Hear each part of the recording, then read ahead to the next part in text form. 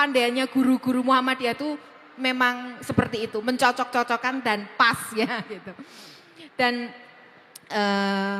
saya senang sekali Pak Kasyadi diundang kemarin oleh Pak Hendro yang mem-WA saya kira-kira sebelum tahun baru kalau nggak salah ya. Tanpa babibu langsung bisa gitu ya. Kalaupun masih di luar kota harus kembali ke sini demi acara ini gitu Paknya. Soalnya Pak Hendro langsung yang WA. Ya, dan saya merasa sangat tadi itu merinding Mas Kasyadi. Waktu lihat ini ya, stand-stand ini gitu. Bener saya itu kayak terdiam gitu ya Allah, banyak sekolah-sekolah Muhammadiyah.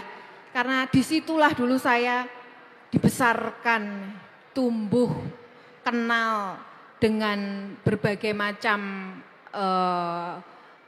gak hanya ajaran secara akademik tapi juga ajaran-ajaran karakter. Dan saya tuh pernah Pak Kasyadi, Pak Mujiono, ketika saya sama suami saya itu sedang ngobrol ya, gimana saya kan sekarang udah punya anak ya, nanti anak kita mau disekolahkan kemana gitu ya. Nah karena suami saya ini kan basicnya tuh sekolahnya tuh negeri terus ya, sementara saya Muhammadiyah terus ya gitu. Saya pikir beliau mungkin akan membawa egonya ya harus sekolah yang kayak dulu di negeri gitu ya. Sementara saya enggak, pokoknya harus Muhammadiyah. Ternyata dia mengatakan, saya iri loh Num sama kamu. Soalnya ya walaupun enggak hafal semua seluruh surat juz 30 tapi separuhnya hafal. Kalau saya enggak katanya gitu ya. Tadi Mas Rangga ngomong seperti itu. Artinya betapa saya kemudian setelah setua ini baru bisa merasa apa ya, yang dulu dipilihkan oleh bapak dan ibu saya, sekolah di Muhammadiyah ya. Dulu kalau ada TK Aba aja di dekat rumah ya pasti sekolah di TK Aba. Cuman dulu tuh belum ada. Jadi sekolah yang TK yang dulu kan tidak begitu banyak nggih, sekolah TK-TK. Itu yang paling jauh, yang paling dekat itu di Kota Baru, di Syuhada gitu ya. Ya benar, jadi saya sekolah TK-nya dulu di sana. Kemudian di SD Muhammadiyah Sapen ya, yang sekarang menjadi sekolah apa ya, global ya. Jadi kalau mau masuk ke sana aja ya, bahkan Nyon Sewu ya, sekolah Pak Amin Rais Sada BMD itu kalau selesai di BMD mau apa namanya, TK-nya selesai, lulus mau masuk mana, dikiranya SD BMD ternyata SD Sapen gitu ya. Sama SD Muhammadiyah yang lain gitu. Artinya betapa sekarang kualitas sekolah Muhammadiyah itu nggak kaleng-kaleng. Dan saya bangga pernah menjadi bagian itu Pak Kasyadi. Dan saya juga merasa apa ya, berhutang budi ya. Karena dulu yang paling saya ingat itu Pak Jam'an itu dulu guru, pernah kenal mungkin ya. Ya dulu guru tarikh saya di Muhammadiyah 1 MUHI itu mengatakan bahwa kita itu nggak akan kemana-mana kok kalau hanya menggunakan ilmu kita gitu ya. Itu zaman dulu loh. Beliau itu sudah bisa memprediksi kalau seolah-olah dunia ini akan dipenuhi dengan informasi, dengan AI dan lain-lain ya. Bahwa adab itu selalu mendahului ilmu, itu kata beliau. Walaupun itu sebuah pepatah yang ternyata sudah terkenal sebelumnya ya. Tapi kan waktu itu saya nggak tahu, wah kata-katanya bagus dari Pak Jam'an ya. Adab mendahului ilmu. Jadi meskipun kita itu punya banyak pengetahuan, knowledge ya, yang sekarang juga bisa diakses dari manapun, detail dan apa namanya pasti benar gitu. Tetapi yang namanya adab itu enggak ada, kita bisa cari di Google. Dan itu hanya bisa kita dapatkan ya, ditanamkan dari sekolah-sekolah seperti sekolah Muhammadiyah.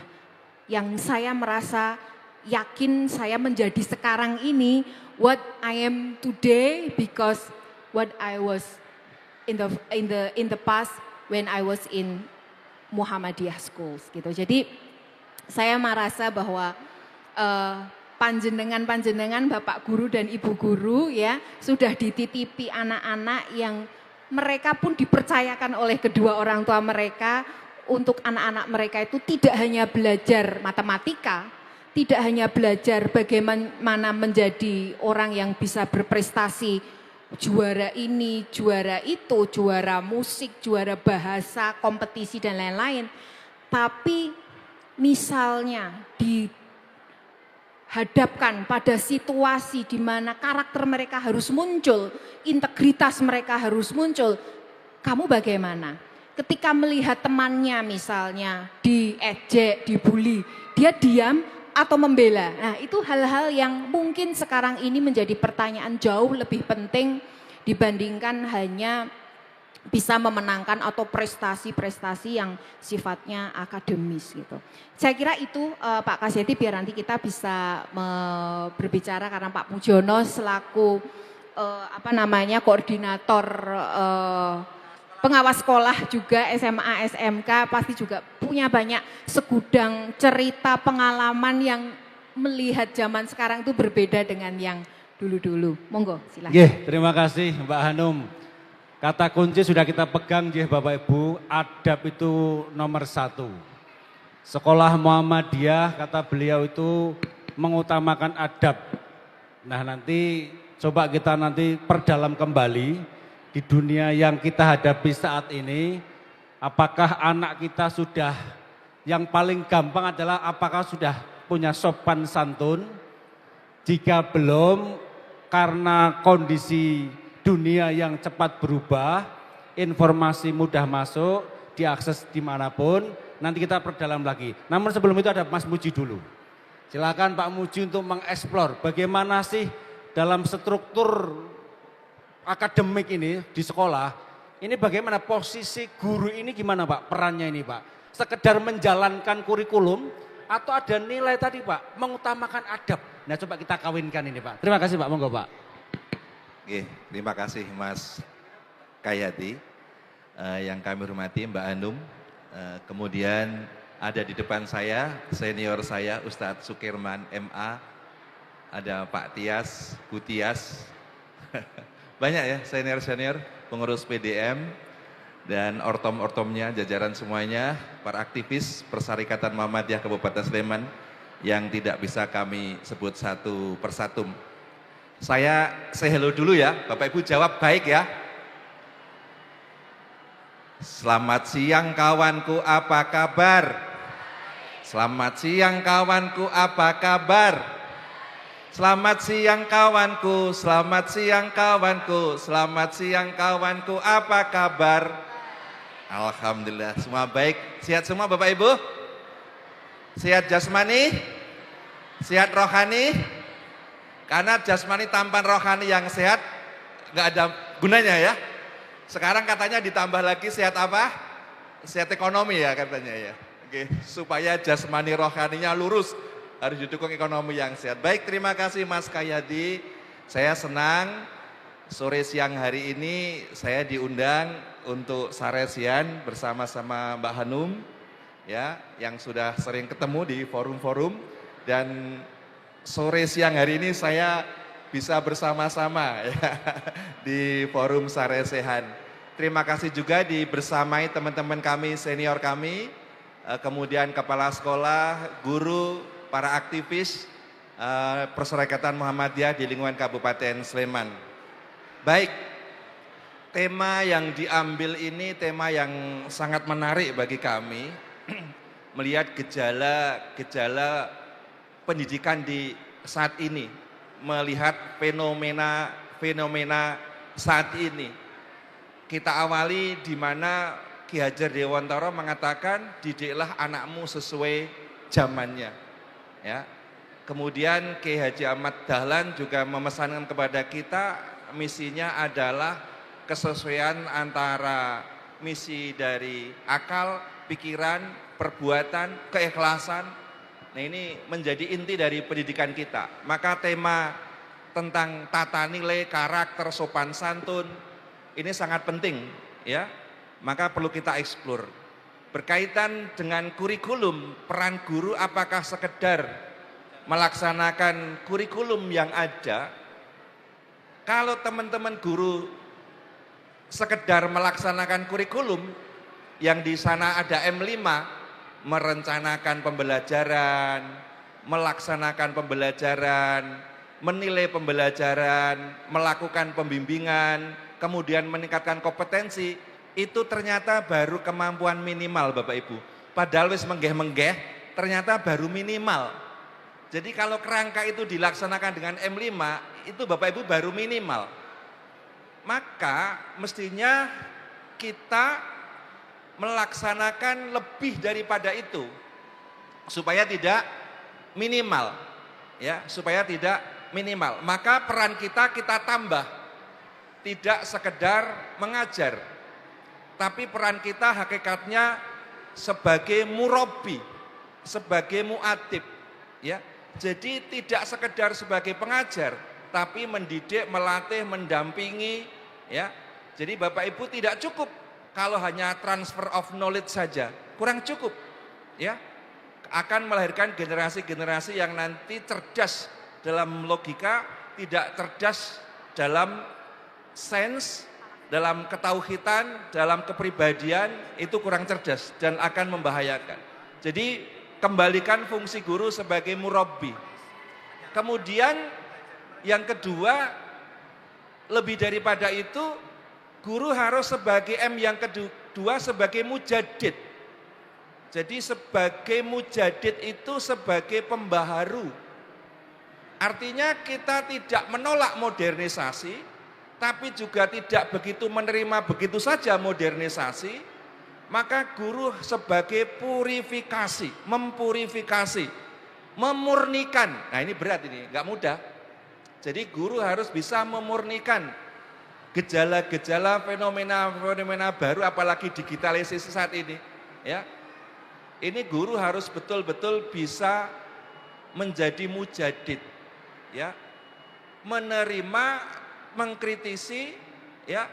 Jadi tidak membenarkan sesuatu yang sudah biasa, tapi harus membiasakan sesuatu yang benar. Jadi kita harus mempurifikasi, itu guru-guru kita, ya.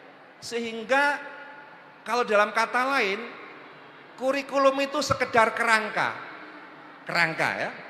Supaya kerangka itu bermakna, maka harus punya roh. Rohnya itu guru-guru Muhammadiyah, yang isinya di situ ada ketauhidan di situ, ya. Jadi menjadi penting. Apakah itu menjadi bertentangan tidak dengan kebijakan nasional? Oh tidak, justru sangat luar biasa. Ketika guru-guru nanti bisa memahami dari CP yang ada, ya, CP yang sudah ada itu diturunkan menjadi tujuan pembelajaran, tidak berbasis saja sebagai logika saja, tapi nilai tauhidnya masuk, nilai kepribadiannya masuk, nilai ketaatannya, hormat kepada orang tua masuk di sana, itulah di atas kemampuan minimal. Dan itu tidak mudah Bapak Ibu Guru.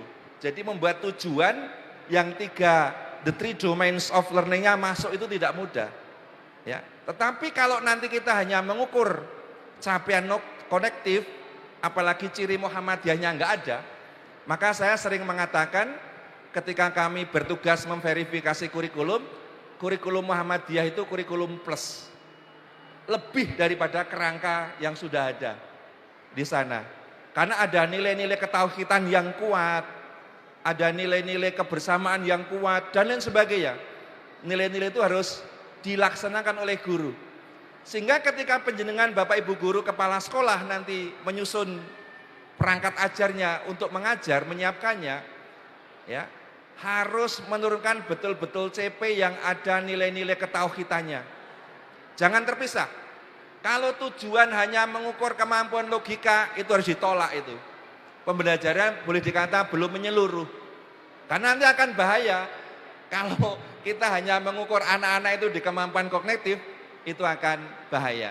Singkatnya, guru-guru Muhammadiyah memang menjadi penjaga tauhid, menjadi penggerak tajdid. Jadi harus menjadi penjaga ketauhidan, harus dijaga. dan menggerakkan pembaruan-pembaruan yang bermoral berlandasan Islam. Jangan sampai lepas guru-guru Muhammadiyah. Ya, saya kira gitu Mas komentar kami. Terima kasih Mas Muji. Ibu Bapak, sudah ada clue yang bisa kita pegang. Kalau Mas Muji tadi murid ketika hanya diukur dengan kognitif saja, tanpa bahasa digabungkan dengan Mbak Hanum, tanpa nilai adab yang diukur, maka itu bukan Muhammadiyah. Nah, sebelum Bapak Ibu bertanya, saya ingin bertanya dulu ke Mbak Hanum ini Mbak. Tolong dieksplor Mbak, bagaimana sih pengalaman Mbak selama di Eropa ini tentang adabnya atau perilaku anak-anak mereka ketika dibandingkan dengan budaya kita. Supaya kita tidak minder bahwa kita itu sudah sangat bagus atau perlu diperbaiki di sisi mana. Ini punya gambaran, belum pada keluar negeri. Mbak kan sudah di luar negeri. Kalaupun keluar negeri hanya seminggu, Mbak sudah bertahun-tahun di sana. Mohon dieksplor Mbak.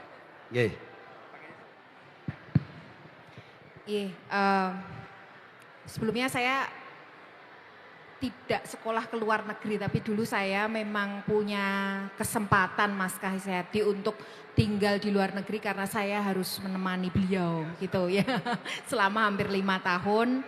Dan di sana justru memang menjadi kelebihan saya dibanding suami saya yang tiap pagi malam ke perpus, ya artinya kacamata kuda, hanya lihat dari rumah sekolah, rumah kuliah, rumah kampus bolak-balik, sementara saya punya peluang lebih banyak untuk melihat nadi kehidupan masyarakat yang ada di sana. Karena saya pernah Mas jadi babysitter gitu karena saya ingin bisa berbahasa Jerman waktu itu, dan saya tidak mungkin sekolah bahasa Jerman karena kalau mau sekolah bahasa Jerman akan ditanya, kamu mau kuliah apa emangnya kok sekolah gitu kan.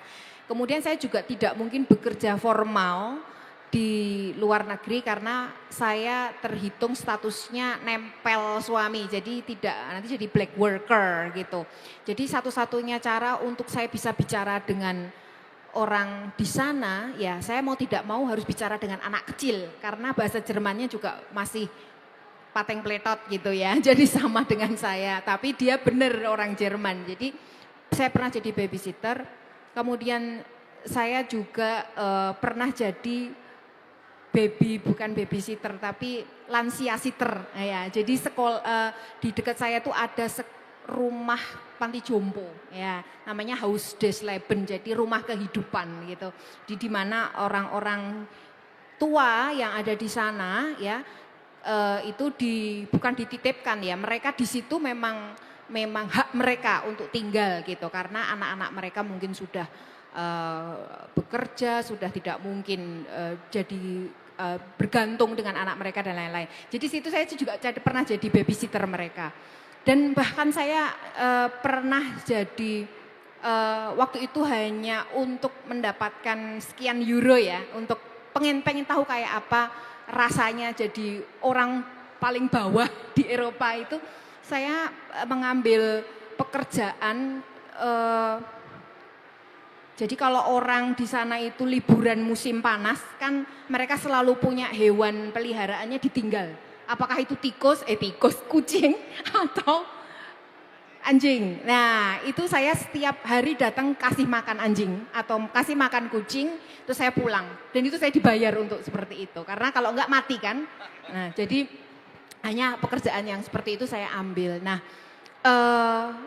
saya melihat bahwa sebetulnya kita nggak bisa apple to apple Mas. Bilang, oh di sini jauh lebih baik ya. Seolah-olah saya itu membodohi diri saya bahwa di negeri saya juga jauh lebih baik dalam hal yang lain karena nggak bisa apple to apple. Bayangkan di sana di mana pemerintahnya, anggarannya ya dari awal itu sudah didedikasikan untuk social security gitu ya. Orang lahir ceprot itu bisa langsung dapat maaf gaji gitu ya. Makanya dulu saya tuh pernah Bapak dan Ibu bercita-cita, mudah-mudahan saya punya anak kelahiran di Austria biar anak saya dapat gaji, paling saya pakai nanti ya. Karena setiap anaknya ada bayi lahir itu dianggap bayi yang harus dirawat oleh pemerintah di sana gitu dan akan mendapatkan namanya social security gitu. Sampai dulu teman saya itu dia bisa naik haji karena setelah 1 tahun anaknya lahir tabungannya buat naik haji ya. Ya artinya betapa sudah seperti itu. Lah di sini Mas, MBG aja kayak gitu ya. Ya, jangan langsung ketawa. Ya artinya kita nggak bisa kemudian meng-apple to apple kan di sana itu anak begini, di sini kok begini. Karena anak di sana sudah nggak mikir makan mungkin. Sudah, ya. Jadi dia akan berpikir untuk hal yang di atas rumah, makan, papan, sandang dan lain-lain ya. Sementara kita, betul. Sehingga mereka mungkin sudah bisa diajak bicara tentang bagaimana pendidikan karakter ya, bagaimana tidak berbohong, tidak harus tepat waktu ya, on time, kemudian menghargai orang lain ya, menghargai privacy dan lain-lain itu bisa karena apa? Mereka sudah orang tuanya sudah tidak berpikir juga untuk kebutuhan-kebutuhan yang sangat mendasar. Namun demikian, Mas, bukan berarti kemudian itu menjadi excuse buat kita. Ya kan kita soalnya belum terfasilitasi semua, belum kehidupan dasar kita belum terakomodasi semua sehingga kita bisa mengatakan bahwa ya pantaslah mereka begini, kita begini, jangan begitu juga kan, nggak bisa jadi excuse. Tapi yang jelas Mas, kalau tadi jenengan bicara cahaya Mas ya, cahaya menarik ini. Saya merasa tadi setelah Pak Mujiono bilang tadi ya tentang betapa sekarang ini guru tadi punya dalam tanda kutip kewajiban gitu.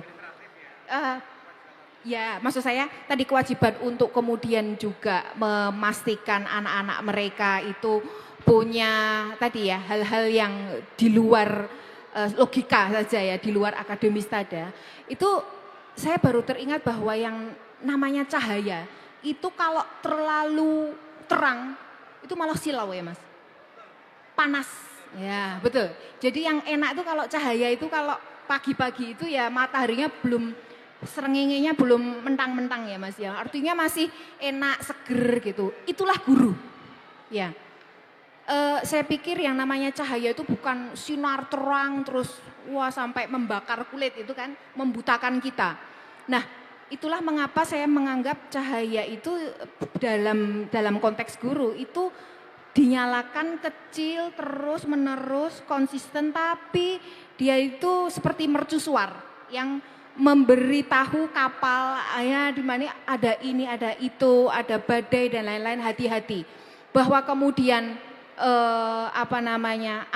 anak-anak itu mungkin jauh lebih advance ya mencari pengetahuannya, knowledge-nya ini dan itunya ya itu sudah di luar kemampuan guru. Karena mau apapun yang namanya guru tuh nggak mungkin ngalahin AI Mas, ya kan? Betul. Yang seorang ilmuwan paling kaliber pun juga nggak mungkin mengalahkan sekian abrek ilmu pengetahuan yang sudah melimpah ini gitu. Nah yang bisa kita lakukan adalah bagaimana kamu ketika ya mau membuat skripsi nggak pakai AI ya. Bagaimana ketika kamu mengerjakan hal-hal yang berkaitan ya dengan tugas-tugas itu nggak kemudian hanya sifatnya instan ya. Sekarang ini anak-anak kan dalam dunia kampus kan juga capek juga ini gimana membedakan antara ini AI dan tidak. Sebetulnya bukan hanya karena ini nanti untuk kelulusan atau tidak, tapi itu nanti berdampak pada moral karakter yang dia bawa sampai dia nanti tua. Jadi mengapa sekarang ini jadi di setiap kelulusan wisuda S1, S2, S3 ya di Geraha Sabha itu kalau ada yang baca pidato valedictorian ya, jadi dia biarnya ditunjuk untuk berbicara ya, mewakili ya atau dosennya membacakan pidatonya itu nggak pernah lagi jadilah kamu jadi alumni yang nanti jadi menteri. Jadilah nanti alumni fakultas kita yang bisa dilirik di mana, enggak. Tapi ingat, jadilah kalian alumni-alumni yang punya integritas ya. Jangan menjadikan kebohongan itu jadi semacam kebiasaan yang kemudian jadi mahkota kehidupan kalian ya. Ini enggak mengacu pada satu isu tertentu, tapi bahwa betapa sekarang ini yang memang diutamakan, yang diprioritaskan, yang dihidup-hidupkan ya, itu adalah adab mendahului ilmu itu tadi. Saya kira mungkin itu yang bisa saya tambahkan. Yang jelas kalau di Eropa Mas, saya menganggap ini tambahan. Saya bisa ke Eropa bikin buku dan lain-lain, itu saya melihat bukan karena saya pandai Mas. Tapi waktu itu saya berusaha untuk memperdalam social skill saya. Saya itu nggak pernah membayangkan kalau ketika di luar negeri, saya kan nggak punya teman. Mau buat apa juga ilmu yang saya dapatkan walaupun IP-nya 3,3 gitu ya. Ya, tapi sayangnya nggak jadi presiden ya. Itu Jurang. apa namanya? Tadi jadi lupa tadi. Artinya saya nggak bisa apa-apa juga di sana dengan IP saya, nggak dianggap gitu. Atau saya punya pengalaman banyak jadi reporter, saya nggak dianggap ternyata. Tapi ketika saya mencoba pergi ke masjid Vienna di sana, ketemu dengan orang Turki, saya cerita begini, mereka cerita banyak, ternyata jadi bahan untuk buku saya yang kemudian akhirnya bestseller gitu. Karena saya punya social skill, punya soft skill yang kemudian saya asah.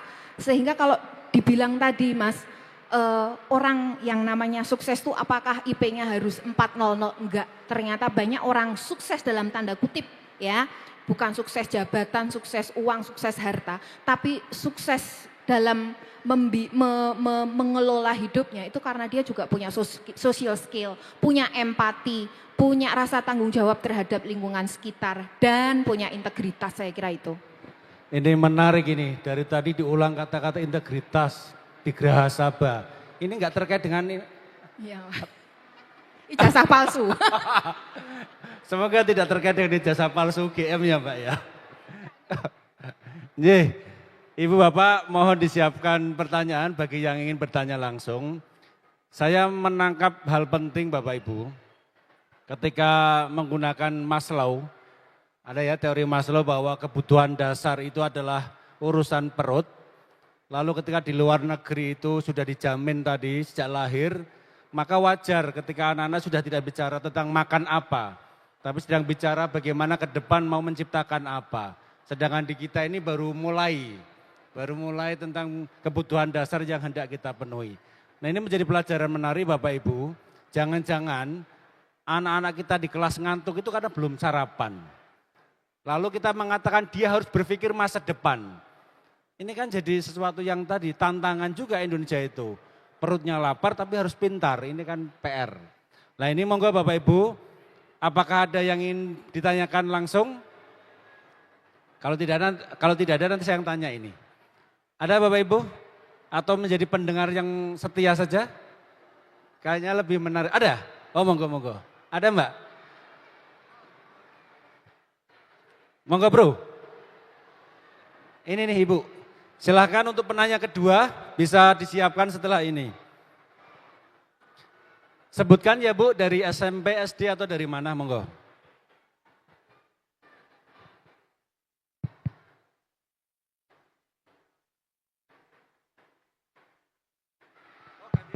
Ganti ini Bro. Cik. Bismillahirrahmanirrahim. Assalamualaikum warahmatullahi wabarakatuh. Alhamdulillah, sangat bersyukur sekali hari ini bisa bertemu dengan Bu Hanum yang selama ini hanya lihat lewat layar kaca. Di sini nama saya Putri Widiastuti. Saya dari Sekolah SD Muhammadiyah Macanan di Ngemplak. Saya ingin mengomentari apa yang disampaikan oleh Bu Hanum perihal sekolah Muhammadiyah. Tadi Bu Hanum menceritakan bahwa salah satu sekolah yang diimpikan anak-anak SD itu sekolahnya di SD Muhammadiyah Sapen. Karena menjadi ikon bahwa sekolah itu sekolah terbaik. Nah, kami di sekolah SD Muhammadiyah Macanan itu menjadi pilihan, rata-rata pilihan terakhir. Nah, kalau di SD Muhammadiyah Sapen itu menjadi pilihan pertama orang, setelah itu baru kalau nggak diterima di negeri. Nah, kebalikan di sekolah kami. Tapi satu yang menjadi kebanggaan kami, yang Bu Hanum ceritakan tadi tentang integritas. Meskipun anak-anak kami itu secara kognitif itu tidak di atas rata-rata, karena itu bisa dilihat dari hasil UN-nya, tapi kami bisa menjamin secara moral atau integritas itu anak-anak itu memiliki kejujuran. Terbukti apa? Terbiasa kami itu suka menemukan uang infak di masjid atau di ruangan kelas. Itu anak-anak itu nggak ada yang mau ngaku. Kalau biasanya kan orang mengaku-ngaku punya uangnya. Jadi anak-anak itu suka menemukan uang jatuh di sekitar masjid atau di kelas atau di halaman, itu mereka itu selalu ditanya, ini uang siapa? Nggak ada. Untuk infak, iya. Jadi kami itu sudah terbentuk, walaupun kami secara kognitif anak-anak kami tidak di atas rata-rata, secara integritas mereka bisa dijadikan penerus masa depan Indonesia. Karena kami selalu menekankan mungkin bukan saat ini mereka melejit, siapa tahu nanti di SMP atau di SMA-nya, tapi kita menanamkan moral-moral itu sejak awal bahwa yang bukan miliknya itu kita tidak boleh ambil. Nah, itu benar-benar terbukti sampai hari ini kalau barang hilang itu nggak ada yang mau ngaku. Karena dia merasa itu bukan miliknya, karena dia nggak ingat. Artinya tertanam kalau dia merasa nggak hilang, dia nggak akan mengaku-ngaku seperti pemimpin kita.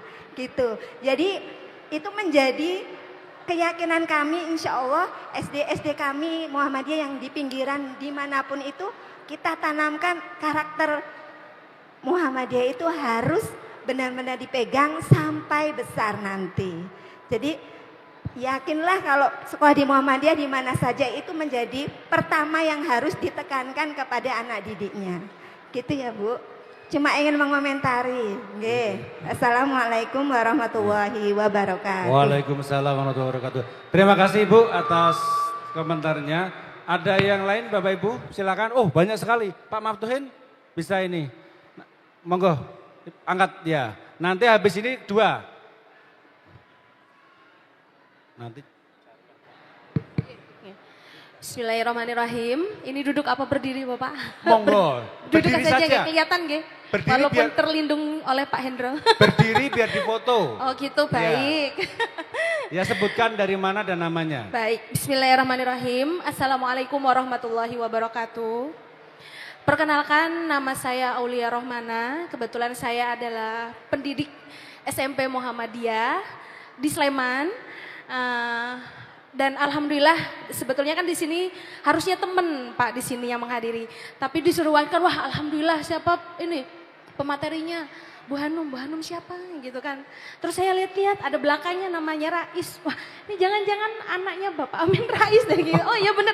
Jadi sayanya yang kurang mengetahui. Cuman saya satu ingat ketika Bu Hanum itu pernah mengisi di salah satu acara, tapi saya kurang ingat itu acara apa, yang kalau tidak salah Bu Hanum itu mengisi tentang cerita jenengan waktu mendapatkan keturunan.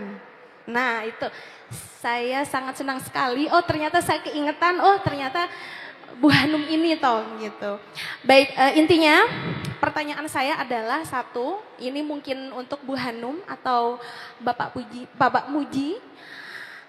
Mulai dari talkshow ini, kita sebagai guru pendidik, perubahan kecil apa sih yang kita bisa ambil dari talkshow ini sehingga nanti kita sebagai guru ketika sudah selesai dari talkshow ini kita bisa menerapkan langsung. Satu saja, apa sih yang harus kini kita perubah ini gitu. Jadi di sini kan saya mendengarkan salah satunya adalah tentang moral tadi. Dan saya tadi juga mengutip, saya sudah kirim di grup Bapak Muji.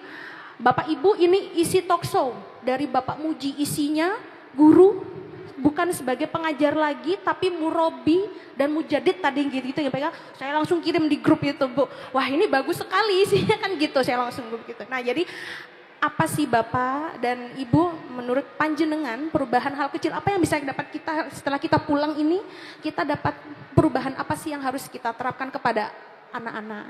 Baik itu saja, terima kasih. Wassalamualaikum warahmatullahi wabarakatuh. Waalaikumsalam warahmatullahi wabarakatuh. Satu lagi pertanyaan yang di belakang nanti dijawab oleh kedua narasumber. Monggo. Oh ada 3. Oh, kalau pertanyaannya pendek bisa 3, kalau 2 ya. Oke. Assalamualaikum warahmatullahi wabarakatuh. Saya Alan Pak dari Sleman, dari Pemuda Muhammadiyah Sleman ya. Pertanyaan saya cuma 2. Jadi nomor 1 tentang pendidikan informal Pak. Jadi apakah di Muhammadiyah itu ada atau mungkin gimana mengoptimalkan pendidikan informal, karena kebetulan saya ada di dunia bisnis Pak. Jadi di dunia bisnis itu sebenarnya secara sumber daya kita itu terjadi gap yang sangat luar biasa. Jadi kita di industri kita, kebetulan saya di industri perayaman ya Pak, skalanya internasional. Sebenarnya kita itu kekurangan sumber daya Pak. Bahkan sekarang salah satu cara mendapatkan sumber daya itu tidak dengan alumni-alumni yang sekolah formal. Malah justru mencari alumni yang sekolah informal, seperti penyetaraan paket A, B, C begitu ya. Kalau di Indonesia mungkin dari PKBM kalau nggak salah Pak ya. Dan rata-rata PKBM juga nggak mengindukkan ke Muhammadiyah. Jadi kelihatannya kita, menurut saya apakah gimana caranya atau tentang menanggapi tentang situasi seperti ini. Karena di perusahaan itu mencari seperti itu, pendidikan informal. Apakah saatnya Muhammadiyah agak fokus dengan pendidikan informal, bisa dikombinkan karena relatif mudah, biayanya sama, anggarannya sama juga, dan pelaksanaannya relatif mudah. Nomor 2, boleh enggak kalau misalnya saya pembisnis ini, sekolah itu karena dengan semua keterbatasan Pak ya, ini dalam rangka meningkatkan kesejahteraan, tidak ada tujuan yang lain. Cuman mungkin agak lazim, boleh enggak sekolah itu berbisnis Pak? Maksudnya dia bisnisnya real di sektor tradable, misalnya ini Pak ya, jualan ayam, jualan telur, misalnya ya, jualan susu, jualan beras dan sebagainya, dikelola dengan sengaja. Karena ini dapat bocoran di teman, kalau Bapak dan Ibu tahu ibu-ibu Yakult itu dulu di awal-awal ibu-ibu Yakult itu Pak, itu kalau bisa mengumpulkan satu nama lengkap, dia ada namanya, ada usianya, ada alamatnya di mana, pekerjaannya apa, kalau lengkap dapat Rp5.000. Kalau lengkap, satu ibu-ibu Yakult itu bisa mengumpulkan dalam 1 bulan tuh 300 nama Pak, itu lengkap, ada umurnya, ada dan sebagainya. Ternyata sama Yakult itu Pak, itu dijual di sebuah perusahaan yang nggak bisa kami sebut, dan itu di blasting di ini Pak. Lah kita membayangkan dengan masa Muhammadiyah dengan pendidikan ini kalau dikelola secara efektif, di blasting namanya kita CRM, Customer Relationship Management misalnya, itu kita bisa mendapatkan market share yang luar biasa menurutnya. Misalnya SD yang terkenal, wali muridnya itu beli bahan-bahan tradable-nya itu di SD tersebut, dikelola dengan bagus, keuntungannya untuk langsung ke sekolah itu misalnya Pak ya, itu boleh enggak? Kalau boleh, mungkin strateginya seperti apa, karena pendekatan struktural kita di Muhammadiyah ini makin lama agak makin lemot Pak, maksudnya jalan di tempat. Tapi kalau informalnya ada persimpangan karena anak-anak muda kita juga nggak tertarik untuk berbangga buat Muhammadiyah kecuali melaporkan Panji kemarin ya Pak ya, kemudian itu ya mungkin ya. Mungkin itu pertanyaan dari saya. Jangan lupa nanti Mbak Hanum sama Pak Puji foto di sini nggih. Ini perintah sama Pemuda Muhammadiyah ya. Ini panggung spesial ini di sana ya. Terima kasih. Nun wal qalami wa masturun. Assalamualaikum warahmatullahi wabarakatuh. Waalaikumsalam warahmatullahi wabarakatuh. Langsung je Mbak Hanum dulu berkomentar mulainya dari mana toh sakjane. Nah, kira-kira nanti pertanyaan yang kedua ini agak membahayakan ini. Karena asumsinya berarti sekolah formal tidak berfungsi ini Pak. Monggo Mbak Hanum dimulai. Saya ingin mengomentari sedikit mungkin tadi Bu Widya ya dari SD Macanan. Jadi saya masih ingat Bu, dulu SD Muhammadiyah Sapen itu mungkin SD Muhammadiyah Macanan itu sekarang mungkin ya kayak SD Muhammadiyah Sapen yang dulu. Artinya untuk menjadi Sapen yang sekarang itu ya membutuhkan waktu puluhan tahun gitu. Saya masih ingat beneran Bu, saya tuh kalau ke SD Muhammadiyah Sapen itu sebelahnya memang kandang sapi Bu. Jadi memang baunya luar biasa ya. Itu baru setelah saya naik kelas 3 baru orangnya itu kayaknya mungkin diakuisisi atau jadi kelas gitu. Tapi ya baunya masih alamnya masih keluar bau sapinya. Artinya saya rasa untuk menjadi sekolah unggulan seperti SD Muhammadiyah manapun ya dimulai dari yang kecil, tidak ada yang langsung instan dan saya sangat appreciate itu. Bahkan saya menganggap hal yang seperti itu tuh yang mahal ya Bu, ya nggak bisa itu dapat di AI atau di ChatGPT nggak bisa. Ketika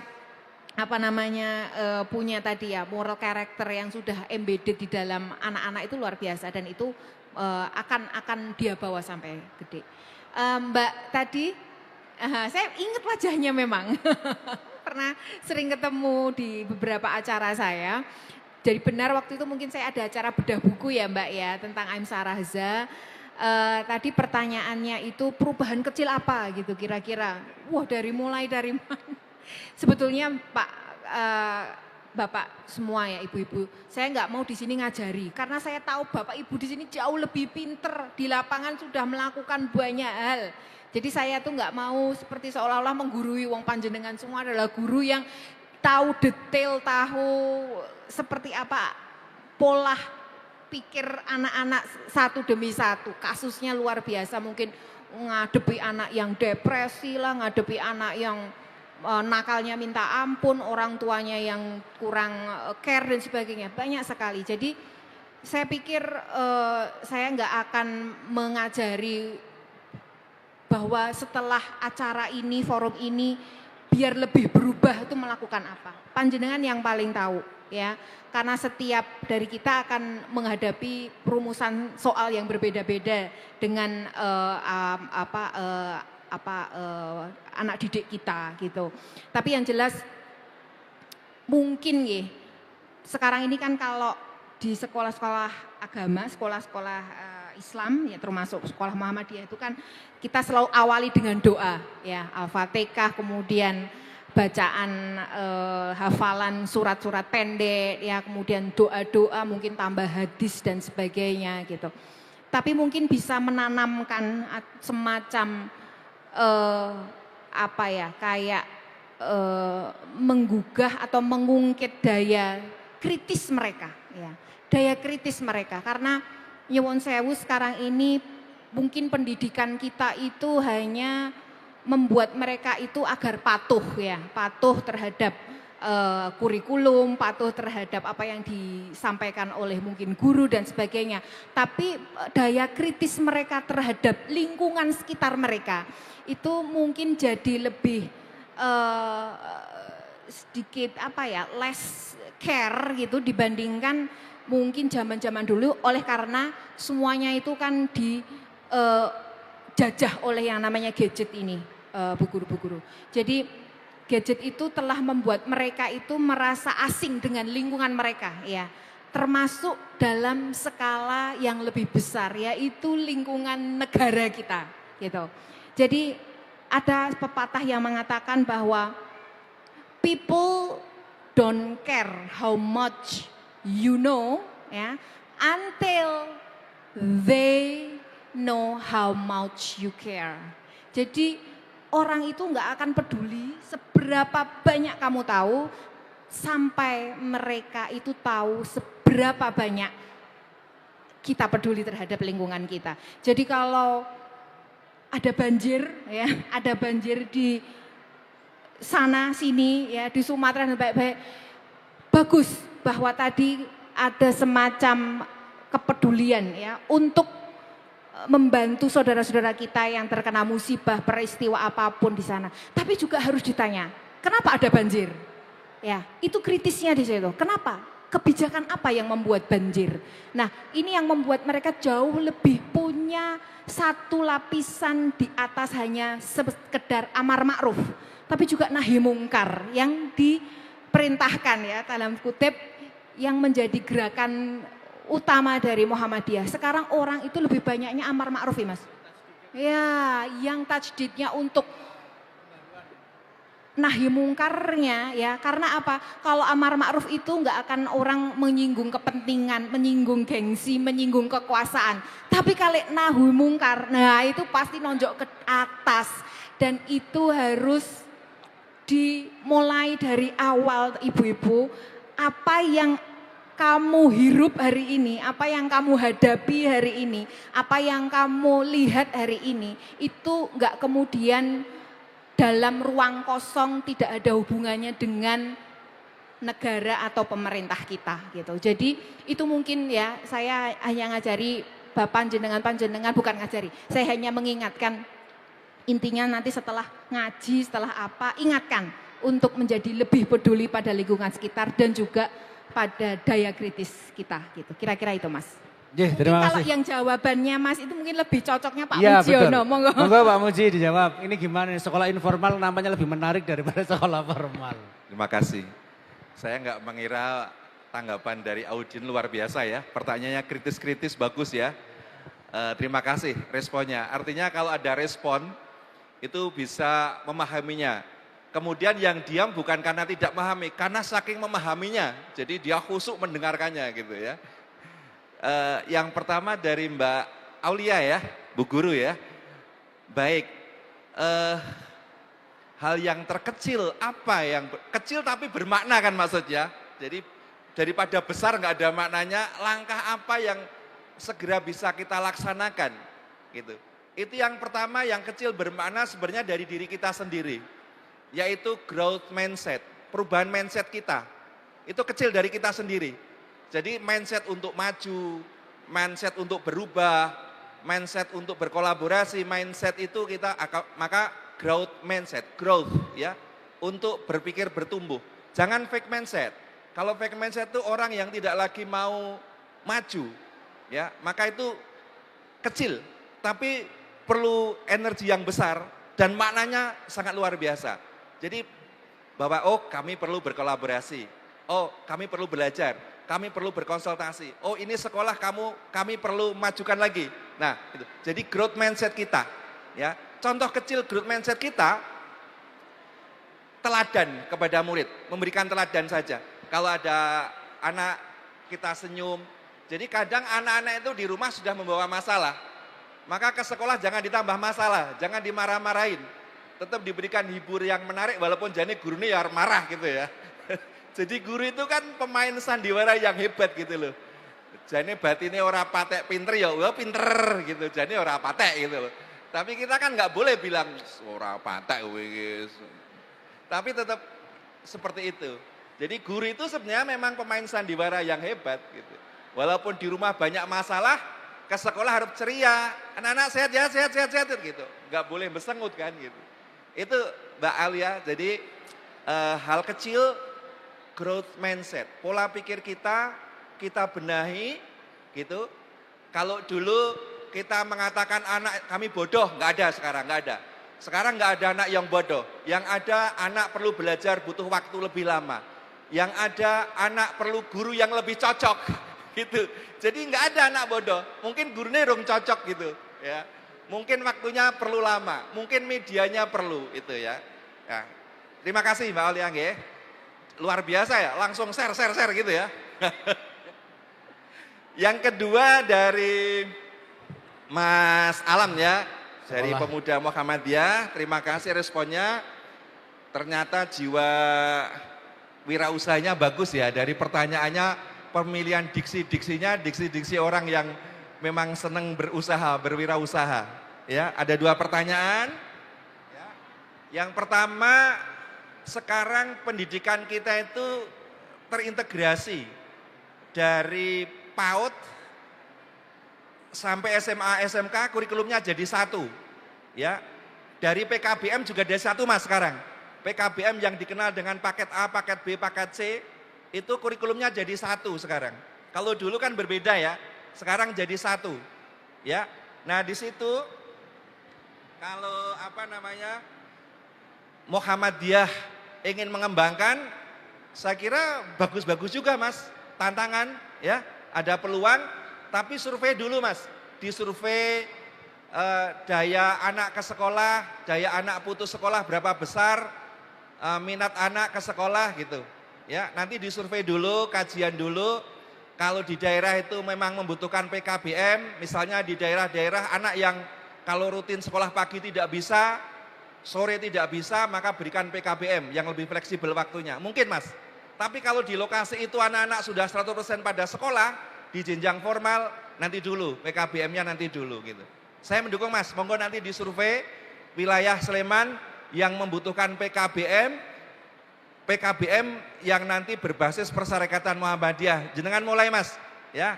Nanti lebih memarnai kegiatan kita. Yang kedua tentang bisnis ya, bisnis di sekolah. Ini sebenarnya kalau bahasa sederhananya kewirausahaan. Kalau bahasa jenengan bisnis ya. Tapi kalau di sekolah kewirausahaan, boleh tidak kalau di wirausaha untuk di Muhammadiyah lebih luas daripada di sekolah negeri. Kalau negeri kan regulasinya macam-macam gitu, lebih karena untuk kepentingan orang umum. Muhammadiyah mungkin lebih difleksibelkan asal tidak mengganggu ketentuan umum. Misalnya begini, kalau di SMA, SMK, di Mas Kasyadi ini, di SMA Muhammadiyah 1, Muhammadiyah 2, banyak ya di Sleman semuanya, itu sudah punya unit usaha masing-masing Mas. Ya, apalagi sekarang Teva ya, sudah luar biasa Mas. Jadi misalnya di situ punya percetakan, melayani umum gitu. Di situ ada kendaraan ringan, melayani bengkel dan sebagainya Mas. Sudah ada itu untuk semacam itu. Jadi itu justru dibolehkan, sangat dibolehkan.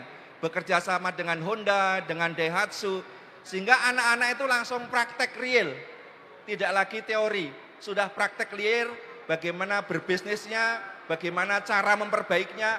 Maka ketika kami sebagai tim verifikasi ujian kompetensi itu besok kan sudah mulai ya Mas ya. Saya kebetulan tim juga, tim verifikasi alat uji kompetensi ke sekolah-sekolah. Itu saya menyarankan, Mbak, Ibu, Bapak, anak-anak mohon diberikan tambahan pengetahuan tidak sekedar memperbaiki. Tapi kalau bisa cara berkomunikasi menjual dengan baik juga nggak apa-apa, dijadikan satu. Sehingga nek iso dandani, iso ngedol, iso kulak, motor-motor bekas itu kan menjadi kemampuan plus dari kurikulum yang distandarkan itu. Ya. Nah, itu. Jadi sangat mendukung masalah ide gagasannya, bagus Mas. Nanti ke SMK yang lebih luas, ke sekolah-sekolah Teva, itu unit produksi diperluas Mas. MOZU diperluas. Ya, lebih bagus Mas itu, peluang yang bagus, luar biasa. Karena kalau sekolah itu punya unit produksi, itu sekaligus promosi. Saya ketika datang di SMK Muhammadiyah 2 Tempel, pas launching bengkel itu, Mas, coba didata pegawai-pegawai cerai tempel itu sampean layani, didatangi, jemput bola ibaratnya, walaupun sih dijemput bukan bola ya, mobil atau motor, didatangi. Itu diam bengkel sekaligus promosi. Ning bengkelnya ojo sing apa ya, harus qualified benar, karena kalau tidak nanti sekali langsung kesan negatif nggak mau datang lagi gitu. Ya, tarifnya lebih menarik. Kemampuannya bagus, ditambah lagi mungkin ban bengkel ke, ditambah tuntunan doa-doa Pak Kirman. Nah itu kan lebih bagus tuh, bengkel ke langsung itu doa-doa singkat, itu kan raono liyane nang Muhammadiyah gitu loh. Nah kayak itu menjadi kita itu menarik, wong wargane wis akeh banget, well educated, wongnya ya baik hati, suka nyumbang orang Muhammadiyah itu. Itu kalau kita gunakan di unit produksi, itu luar biasa. Jadi saya sering sarankan ketika kami itu memvalidasi, memverifikasi alat-alat uji kompetensi, Mas ayo jangan sekedar ini, jenengan Muhammadiyah itu nanti melayani sambil promosi. Saya juga pernah didatangi oleh siswa SMK Muhammadiyah 1 Tempel, nih Mas Broto, menyawarkan laundry itu anak-anak itu pas hari ulang tahun menawarkan laundry. Artinya kalau yang ditawari itu bukan saya, kan jadi tahu, oh SMK Muhammadiyah tempel gitu. Ya aku harus nawari orang ngomong, aku ngerti mbak, orang ngerti, oh iya mbak matur nuwun gitu. Jadi luar biasa. Itu kan anak-anak itu dilatih mentalnya berwirausaha. Anak-anak yang semacam itu nanti caranya gunake duit ora boros, menghormati orang tua. Wah ternyata golek duit angel, nawake laundry mengituk lonnya, drinya ora oleh-oleh. Jadi merasa menggeh-menggeh, ana sing ditawani langsung mesem, ana sing ora. Wah, sehingga anak itulah namanya KWU. Jadi di situ Mas. Nuwun nggih Mas Salam, pertanyaannya bagus-bagus, memantik gitu. Terima kasih Pak Muji dan Mbak Hanum. Ada lagi Bapak Ibu yang ingin ditanyakan? Oke, 1, 2, cukup 2. Ya, ini sesi pertanyaan terakhir ya. Setelah ini tidak ada pertanyaan lagi karena waktunya sudah menjelang pukul. Ya, nanti takutnya sampai subuh. Monggo. Geser sini Pak, sini Pak, sini geser sini ke tengah. Tidak asing wajahnya ini. Monggo, silakan. Terima kasih. Assalamualaikum warahmatullahi wabarakatuh. Terima kasih Pak Kasyati, Mas Aftuhin. Saya Sidik dari SMP Muhammadiyah 2 Depok. Singkat aja untuk Mbak Hanum. Pengalaman Anda ketika di Eropa ya, itu terkait dengan pendidik. Apakah memang kenapa orang-orang Indonesia atau orang-orang Asia itu lebih senang bersekolah di luar negeri? Apakah guru atau dosen pendidik di sana itu memangnya lebih unggulkah dari kita? Padahal kita juga nggak kalah keren loh. Buktinya Ibu tadi dari SD Macanan sudah berhasil, anak-anak itu ya udah bisa menanamkan kejujuran. Mungkin potretnya seperti apa sih ketika pendidik di Eropa jika di-compare dibandingkan dengan di negara kita sendiri? Jangan-jangan pendidik di Eropa itu sudah yang dikatakan presiden kita dulu, we walk the talk, not only talk the talk gitu. Jangan-jangan sudah itu malah. Itu aja mungkin Mbak Hanum. Terima kasih. Assalamualaikum warahmatullahi wabarakatuh. Waalaikumsalam. Wah bahaya ini. Nonton itu. Saya tahu itu fotonya siapa itu. Monggo. Oke, terima kasih. Assalamualaikum warahmatullahi wabarakatuh. Perkenalkan saya Hanum dari... Kok sama? Narasumber ya? Iya. Saya dari SD Muhammadiyah Daerah Minggir, pelosok Minggir. Untuk pertanyaannya, mohon maaf ya ini kalau agak menyinggung. Bagaimana untuk guru dari Muhammadiyah, tapi anak-anaknya pada dimasukkan ke sekolah negeri? Ngeri. Apalagi Ibu Hanum dan suami yang berbeda sekolah, yang dari Ibu Muhammadiyah dan suaminya di negeri. Nah untuk kedepannya kira-kira cara mempertimbangkan untuk anak bisa masuk sekolah Muhammadiyah bagaimana? Adakah saran atau motivasi atau bagaimana membantu mengenai kaitan dengan pembiayaan seperti di Muhammadiyah cukup banyak pembiayaannya seperti itu. Terima kasih. Terima kasih Ibu Bapak. Sebelum dijawab oleh narasumber, yang satu ingin melihat potret pendidikannya, yang satu ingin melihat pertimbangan apa agar memilih Muhammadiyah. Nah, pertanyaan yang lebih penting lagi Bapak Ibu, ini menjadi PR sebelum sesi ini ditutup. Sebutkan satu tokoh nasional yang itu lahir dari perguruan tinggi Muhammadiyah. Kalau politisi lahir dari SD Muhammadiyah, itu carinya gampang. Tapi kalau tokoh nasional yang lahir dari perguruan tinggi Muhammadiyah, jika itu ada, maka berarti Indonesia sudah hebat. Berarti Muhammadiyah sudah hebat. Tapi kalau dicari nampaknya tidak ada.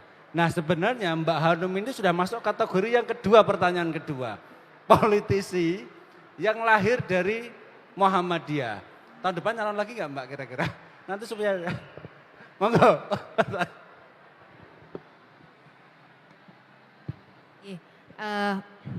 Izin menjawabnya mungkin agak langsung padat saja ya karena waktu. Nanti biar Pak Mujiono juga menambahkan sekiranya nanti ada yang wewenang beliau lebih paham ya terkait mungkin mengapa juga fenomena guru Muhammadiyah tapi sekolah anaknya di negeri gitu ya. Yang saya juga surprise ternyata ya. Tapi pertanyaan dari Mas Petok-petok tadi, namanya siapa? Itu salah satu yang saya tahu dan saya pahami Mas, yang dirasakan sekali oleh suami saya. Dia sendiri kan dosen sekarang ini di UGM. Dia itu juga baru saja menyelesaikan sebagai salah satu kaprodi di S1 di FEB UGM gitu. Jadi masa jabatannya selesai. Dan dia itu merasa sangat alhamdulillah bersyukur akhirnya selesai. Yang disampaikan oleh Pak Kasyadi tadi, pendidik di luar negeri itu tidak dibebani banyak hal yang bersifat administratif ya. Dan dia tahu kalau di Indonesia itu mau nggak mau ya namanya guru ya sekarang ini juga selain disuruh jadi murabi, mujadid, nah tadi juga jadi mual yang satu lagi apa Pak? Ngurusi administrasi yang kecil-kecil bahkan disuruh ngitung rantang gitu tadi. Balira rantangnya kabeh apa ono sing kecer dan lain-lain. Waduh ya itu coba untuk rantang itu MBG itu ya. Nah artinya fokus pada satu kebidangan spesialisasi dan dia tidak tidak diributkan dengan banyak hal ya. Itu yang membuat akhirnya mungkin orang-orang di luar sana itu lebih unggul mungkin dibandingkan dengan orang-orang yang ada di Indonesia. Saya nggak tahu apakah mungkin juga Asia dalam hal ini misalnya di Cina atau mungkin Jepang ya. Jepang itu juga sudah hampir seperti yang gaya profesor-profesornya sudah nggak mikirin ini nanti statusnya harus ngisi borang, ngisi form untuk kenaikan akreditasi dan lain-lain ya. Jadi nggak seperti itu dikerjakan oleh orang yang memang punya core lain gitu. Dan lain itu juga mungkin orang di sana itu terbentuk pada prinsip bahwa dia itu belajar itu untuk menjadi manusia yang seutuhnya bukan hanya membentuk nilai ya. Nilai dalam arti nilai skor gitu ya. Tapi makanya mereka itu kadang-kadang kalau sudah jamnya mereka libur hari Sabtu dan Minggu ya nggak akan bisa ada yang berani mengganggu gugat mereka. Kalau di sini kan ya mungkin kalau nggak diganggu Sabtu Minggu sombong ya gurune gitu ya. Sok plesir, sok piknik gitu. Padahal itu bagian dari membuat atau mewujudkan membentuk mereka sebagai manusia yang seutuhnya karena dia sudah fokus itu tadi belajar dan belajar. Jadi saya rasa lagi-lagi saya nggak adil tapi Mas jika membandingkan begitu tanpa melihat kondisi realitas, kondisi empiris negara kita yang nggak mungkin memang untuk mencapai seperti itu meskipun kita berusaha untuk sedikit demi sedikit juga mendekati lah bagaimana agar profesor-profesor yang di sana, profesor yang di sini, guru-guru yang ada di sini, pendidik-pendidik yang di sini itu kemudian lebih fokus gitu ya, tidak melebar ke sana kemari untuk pekerjaan-pekerjaan yang mungkin memang bukan core-nya gitu. Dan saya nggak tahu apakah ini nanti menjadi bagian solusi juga ya. Saya nggak tahu nih Pak Mujiono mungkin bisa menyampaikan ya banyak guru-guru yang selama ini juga sudah banyak mengeluh ya betapa mereka nggak bisa kemudian mempertingkat kompetensinya sebagai seorang pendidik karena masih diganggu banyak hal yang sifatnya administratif. Saya kira itu mungkin ya, Yang kedua tadi pertanyaannya. Yang kedua tadi ya tentang Iya. Mungkin karena lebih mahal ya Mas dari sekolah Muhammadiyah.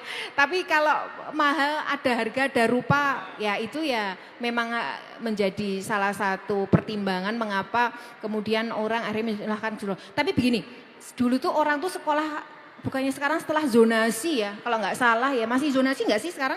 Nah itu orang tuh sekarang udah nggak berpikir sekarang sekolah ke negeri ya.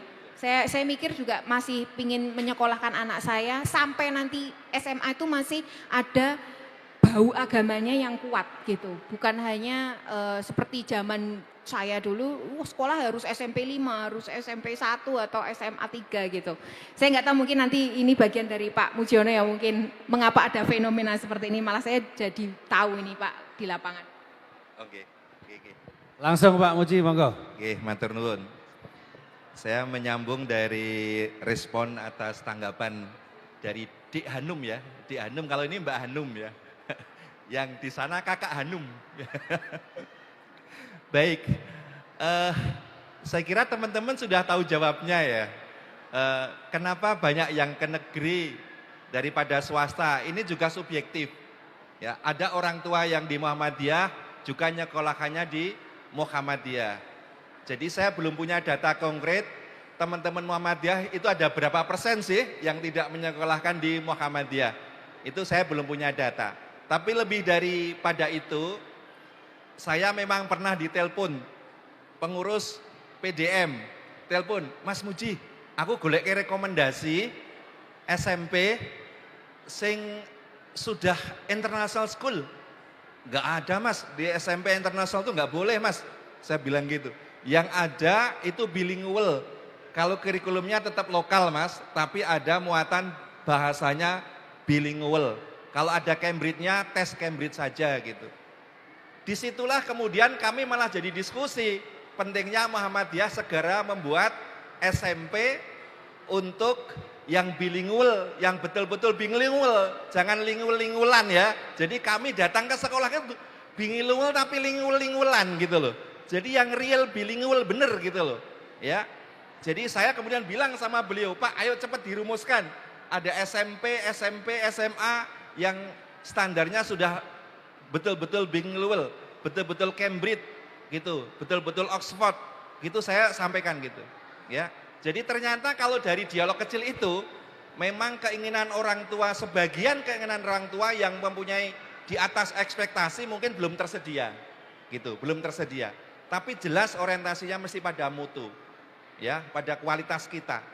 Ya. Nah, sekarang pertanyaan kita, lalu apa yang perlu kita lakukan? Jelas bagaimana membuat Muhammadiyah mempunyai kualitas yang lebih. Apa yang bisa dibuat untuk meyakinkan para calon customer itu? Apalagi customernya orang Muhammadiyah sendiri, saya kira akan lebih mudah. Tapi silahkan dirumuskan dengan real, apa sih kelebihan sekolah kami itu apa? Bedanya dengan sekolah lain apa? Utamanya dari kualitas lulusannya seperti apa? Keterserapannya seperti apa? Parameternya itu jelas, sehingga orang tua tahu. Tidak salah lah orang tua itu ingin memilih sekolahnya yang paling baik untuk anak-anaknya, jelas. Jadi gitu ya, suatu saat disurvei lah. Apa sih? Kalau perlu yang sekarang sudah punya orang tua disurvei, mengapa Bapak Ibu menyekolahkan di sekolah saya ada apa sih? Kurangnya apa sih? Itu penting sekali Bapak Ibu untuk quality control kita, gitu ya. Saya kira ini Mas yang kami sampaikan. Kemudian untuk ketugasan beban administratif tadi, kalau di Muhammadiyah ya beda, disederhanakan aja. Ya, betul. Disederhanakan, ya, disederhanakan. Yang tidak usah berdiskusi antara administrasi dan mulang penting endi gitu, nggak usah didiskusikan lagi. Yang terpenting disederhanakan, tugas guru sih mengganggu, diserahkan ke TU, sing bisa bersama-sama, nek promosi bersama-sama ya, guru dan TU bareng, ben podo-podo ngerasa kayak abote promosi gitu loh. Makasih Mas. Terima kasih Mbak Hanum, dan saya ulang lagi biar enak Mas Puji. Kalau menarik benang merahnya itu, kalau saya diizinkan menyimpulkan, ternyata adab itu lebih utama. Dan tidak perlu bicara tentang masa depan yang jauh lebih sulit, kalau urusan dasar saja belum terselesaikan. Bagaimana anak mau diajak pintar kalau perutnya lapar? Sedangkan adab itu tidak ada urusannya dengan lapar. Sopan ya sopan, kan kita kayak gitu. Sehingga kebutuhan dasar tidak mempengaruhi tentang adab. Nah Bapak Ibu, ini PR, pesan di kesempatan kali ini adalah utamakan adab, sembari penuhi kebutuhan dasar, nanti bicarakan masa depan. Karena kata Pak Muji tadi, guru tidak sekadar kognitif, tapi juga ada nilai, adab juga yang perlu kita ajarkan. Aplaus untuk kedua pemateri kita Bapak Ibu. Terakhir, closing statement Pak, satu kata atau satu kalimat atau satu paragraf atau apa? Monggo Mbak Hanum. Atau Pak Muji dulu, satu closing statement Pak, monggo. Terima kasih. Closing kami, berbanggalah menjadi guru di Muhammadiyah. Karena jaminan kita di dunia wal akhirah. Akan diamalkan ribuan murid-murid kita. Saya bisa menangis kalau gini. Anak-anak kita yang dididik di Muhammadiyah akan menyampaikan di level dunia. Kita sudah meninggal, dia masih hidup. Terus hidup, itulah amal jariah kita. Berbanggalah menjadi guru Muhammadiyah. Kalau Muhammadiyah belum mampu menggaji sesuai yang kita harapkan, kalau gajinya harusnya 10 juta, baru 1 juta berarti 9 juta, itu amal jariah kita. Kalau Muhammadiyah baru menggaji 500 ribu, berarti 9.500.000 itu jariah kita. Dengan keikhlasan itulah saya yakin kita akan diberikan kenikmatan yang lain. Itulah, berbanggalah menjadi guru di Muhammadiyah. Terima kasih.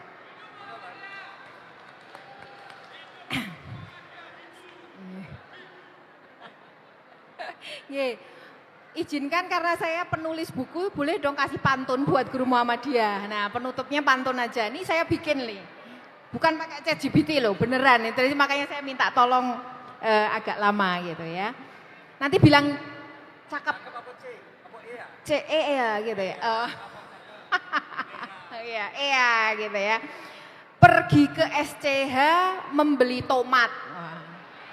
Aduh banget tuh tomat yang SCH ya. Pulangnya pergi membeli jamu. Guru Muhammadiyah memang penuh amanat, mengajar ilmu, membina kalbu. Ya, terima kasih Guru Muhammadiyah. Maju bersama maju. Terima kasih Ibu Bapak semuanya. Akhirnya sesi terakhir kita untuk talkshow kesempatan kali ini berakhir. Terima kasih Ayahanda PDM yang sudah hadir semua tuh Pak. Bu, pengurus-pengurus PDM yang berpakai peci pastri, tadi dipanggil Pak Tri itu. Terus ada Pak Arif, ada Pak Tia, di belakang itu Ayahanda.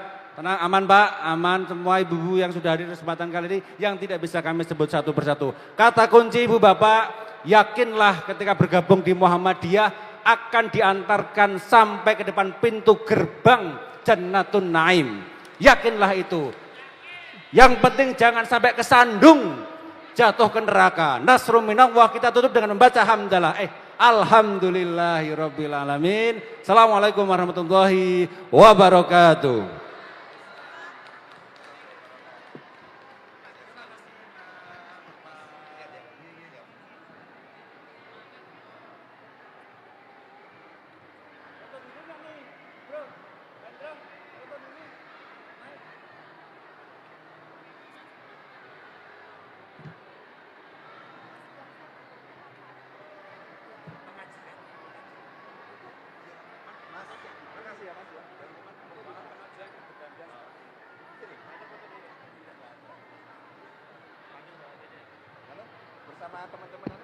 Bapak-bapak PDM